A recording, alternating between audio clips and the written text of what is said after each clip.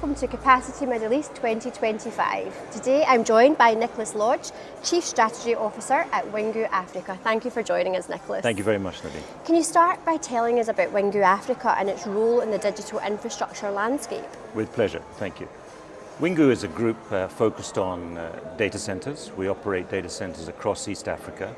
We have a heritage that goes back actually about 10 or 12 years, starting in Djibouti, which is one of the most connected places on the African continent. And then from there, in the last few years, we've expanded by putting digital infrastructure, in our case data centers, into 4 other markets, 4 other countries. In each case, we were the first to do so. So we've pioneered with this critical infrastructure, which is really the foundation for a lot of the transformation that we're seeing countries embark upon as we see it now. And how is the growing demand for cloud services and edge computing influencing data centers in Africa? Good question. Cloud demand, we're seeing it across all of our markets. We're seeing it from large organizations, even government, as well as smaller, medium-sized enterprises, as you can imagine. A lot of them are looking for a solution also now that is closer to where they are. They may need that for regulatory reasons. Yeah. There's an increased drive for data sovereignty by governments. They want data to, people's data to stay in that country.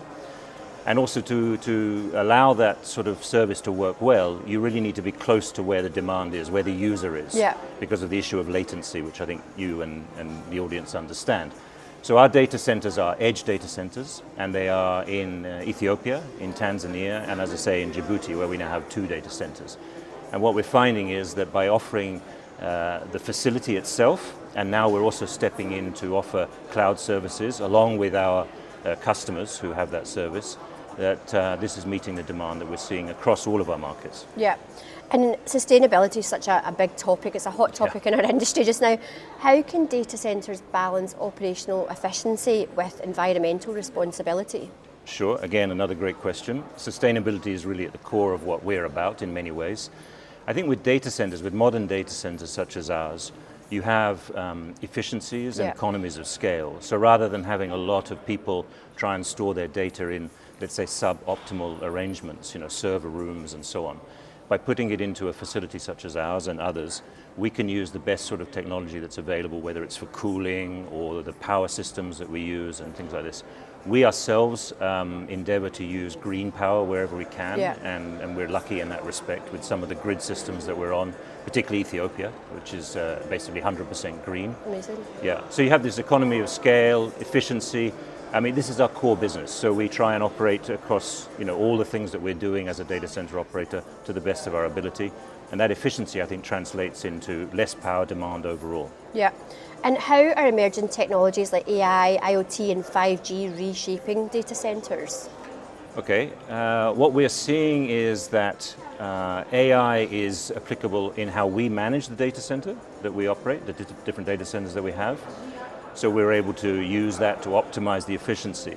But then obviously we're seeing a wide application of these IoT, 5G, AI, which is just representing demand at the end of the day. Yeah. And what are the most significant barriers to building digital infrastructure in underserved regions? How do you think the industry can work together to overcome them? Okay, I think the most fundamental issue is the availability of power. And we look at that when we consider a market and within a market locations. Beyond that, you need a regulatory environment that is supportive and in a way consistent. And in our case, sometimes we've had to actually work with the regulators to sort of shape what the regulations look like, because when you're first, you're the one who pioneers the way for us and for others. We have an association because we're focused on East Africa, but obviously we're part of the African continent in terms of what we're doing. So there is an association that we're part of, and I think we are trying to sort of lobby more effectively on how we can guide regulators, play our part. In many cases we're aligned with the policy of the countries that we're in, the digital policy that we're talking about. Yeah. Well, that's really interesting, Nicholas. Thank you for joining us at Capacity Middle East. Thank you very much, Nadine. Thank you.